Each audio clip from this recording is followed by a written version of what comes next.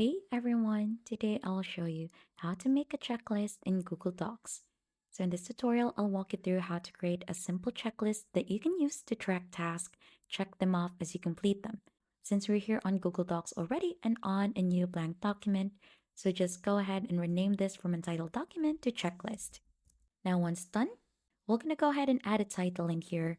So we're just gonna add to do. So since we are using this for as a title of our checklist, we're just gonna make this bigger, like around 72 or maybe a little smaller.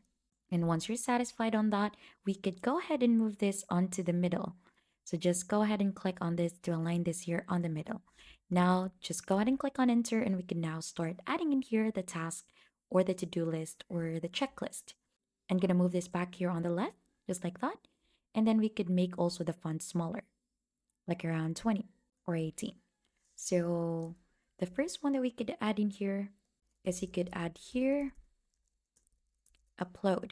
Then add here, create videos, put anything in here that you want to add on your to-do list. And then once you're satisfied with your to-do list, or this is just a sample, so you're just gonna go ahead and highlight all of it and click on this icon in here. So this is the checklist, and once you click onto it, there you should be able to see a checklist of all your lists earlier.